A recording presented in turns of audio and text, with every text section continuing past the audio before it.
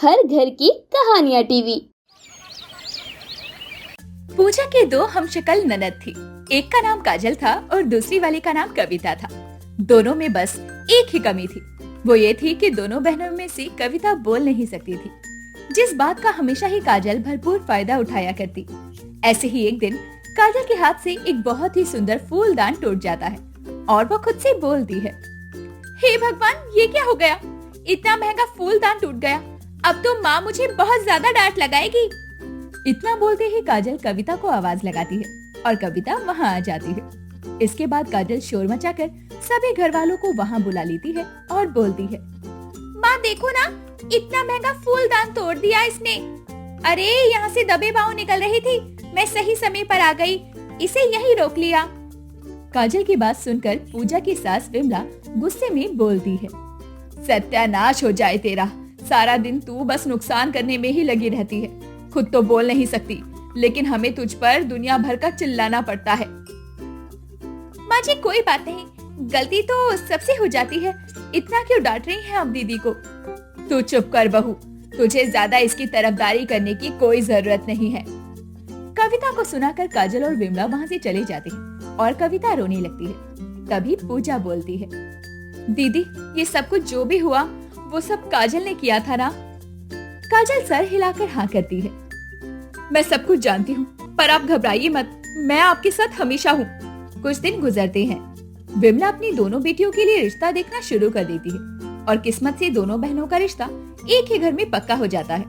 ऐसे ही एक दिन विमला काजल और कविता से बोलती है, अब तक तो तुम दोनों की भाभी पूरी रसोई संभाल रही थी, लेकिन अब तुम दोनों की शादी होने वाली है, तो आज से इस घर की रसोई तुम दोनों हमशक्ल बहनों की हुई।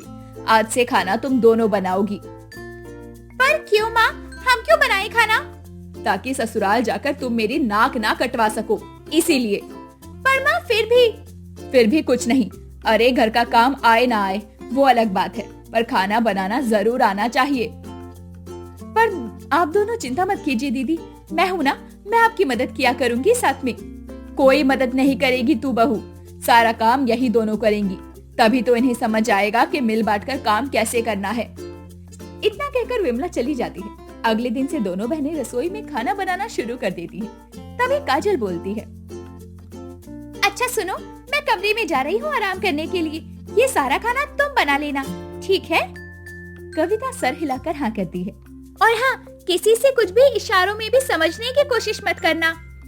इतना कहकर काजल चली जाती है। कविता अकेले ही सारा खाना बनाती है। अब आते जाते विमला रसोई में नजर मारकर देखती रहती है, तो उसे कविता खाना बनाती हुई नजर आती है। कुछ देर बाद सभी लोग खाना खाने टेबल पर आने वाले थे। तभी काजल अपने कमरे से हूबहू कविता जैसे कपड़े पहनकर रसोई में आ जाती है और जानबूझकर कुछ खाने का सामान कविता के कपड़ों पर गिराकर उसे गंदा कर देती है और बोलती है, अरे सॉरी, गलती से गिर गया। जाओ तुम जल्दी से जाकर कपड़े बदल दो, और सभी लोग खाने के लिए आते ही होंगे, और मैं अपना फोन ना कमरे में भूल गई हूँ, तो वो भी लेती आना। कविता अब कपड़े बदलने और फोन लेने के लिए चली जाती है और सारा खाना टेबल पर लगाती है। तभी वहाँ विमला और पूजा आ जाते हैं और विमला बोलती है, तू अकेली है, दूसरी वाली कहाँ है? कौन? कविता, वो तो सुबह से फोन चला रही है कमरे में बैठकर। तभी कविता सामने से हाथों में फोन ले आती है। देखो माँ, नाम लिया और आ गई ये महारानी। कविता, जब मैंने तुम दोनों को खाना बनाने के लिए कहा था, तो फिर सारा खाना अकेली काजल ने क्यों बनाया है? ये हाथ पैर हिलाना बंद कर। मैं जितनी बार भी रसोई के बाहर से निकली, तो मुझे सिर्फ काजल ही नजर आई। मुझे लगा तू कोई छोटा मोटा और काम कर रही होगी, लेकिन तू तो आराम से फोन चला रही थी। माँ जी, शायद कविता दीदी कुछ कहना चाहती है। दीदी, खाना आपने बनाया है? झूठ बोल रही है। अरे मैंने जितनी बार भी देखा तो रसोई में काजल ही थी। अगर ये होती तो क्या मैं इसके कपड़े देखकर पहचान नहीं लेती? कविता को अब तक अपनी हमशक्ल बहन की सारी चाल समझ में आ चुकी थी। बेचारी अब रोने के सिवा और कर भी क्या सकती थी। सभी लोग खाना खाते हैं और विमला काजल की खूब तारीफ करती है, क्योंकि पूजा को कविता पर पूरा यकीन था।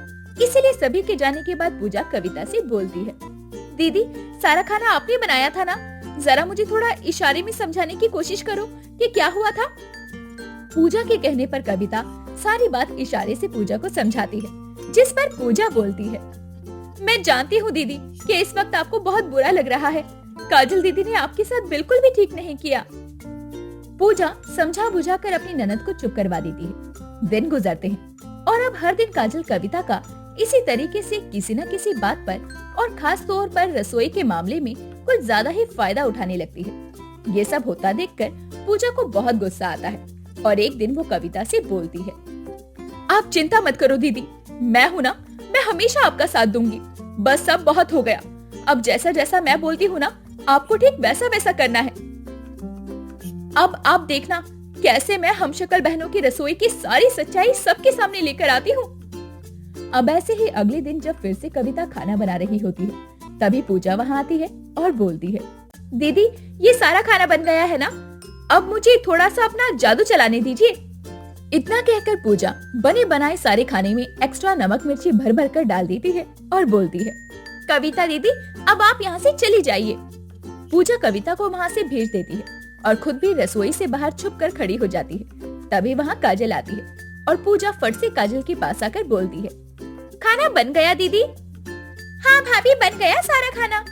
लगता है आज भी आपने अकेले ही खाना बनाया है, कविता दीदी ने आपका हाथ नहीं बटाया।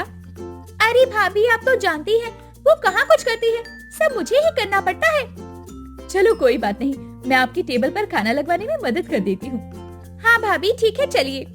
दोनों ननद भाभी मिलकर टेबल पर सारा खाना लगा देती हैं। कुछ देर बाद विमला आ जाती है और खाना शुरू करती है। खाने का पहला निवाला मुंह में रखते ही वो उसे थूक देती है और बोलती है, हे राम ये क्या खाना बना रखा है, अरे ऐसा लग रहा है जैसे मिर्ची और नमक की पूरी पूरी थैली इसमें डाल दी है।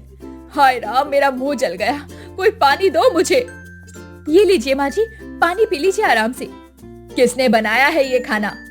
माँ जी काजल दीदी ने बनाया है, मैं रसोई से आई तो काजल दीदी ही खाना बना रही थी।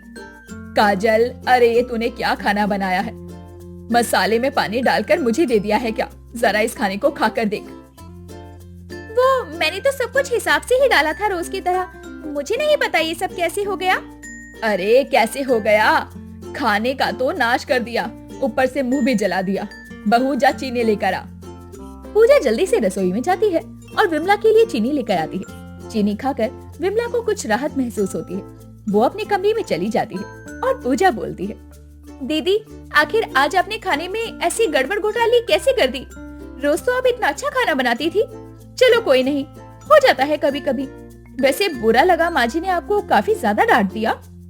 इतना कहकर पूजा वहाँ से चली जाती है। काजल गुस्से से तिल मिलाती हुई कविता के पास जाती है और उसे जोरदार चाटा मारती है और बोलती है, कविता के बच्ची तूने ये सब कुछ जानबूझकर किया ना, ताकि सबके सामने मैं बुरी बन जाऊं। जब रोज तू अच्छा खाना बना रही थी तो फिर आज तुझे क्या दिक्कत हो गई? आज तो मैं तुझे छोड़ूंगी नहीं। इतना कहकर जैसे ही काजल फिर से कविता पर हाथ उठाने लगती है, तभी पूजा उसका हाथ रोक लेती है और बोलती है, अरे बस बस दीदी, अब अपनी हमशक्ल बहन को जान से ही मार दोगी क्या? और अगर ये मर गई तो फिर आपका खाना कौन बनाएगा? काजल तुझे शर्म नहीं आई अपनी गूंगी हमशक्ल बहन का ऐसा फायदा उठाते हुए? आपको क्या लगा था हमें कुछ पता नहीं चलेगा कि आप कविता दीदी से सारा दिन रसोई में खाना बनवाती रहेंगी और क्रेडिट खुद ले लेंगी? बहू ने मुझसे पहले भी कहा था, लेकिन मैंने ही उसकी बात नहीं सुनी। लेकिन आज सब अपनी आंखों से देख लिया। ये जो सब कुछ भी हुआ ना, ये कविता दीदी ने नहीं मैंने किया था, ताकि आप दोनों हमशक्ल बहनों की रसोई का सच सबके सामने आ सके।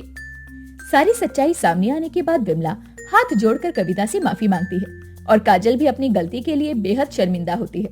उस दिन के बाद से दोनों हमशक्ल बहनें मिलकर रसोई में बराबर का काम करती हैं और काजल अपनी बहन का किसी भी तरीके से कोई गलत इस्तेमाल नहीं करती।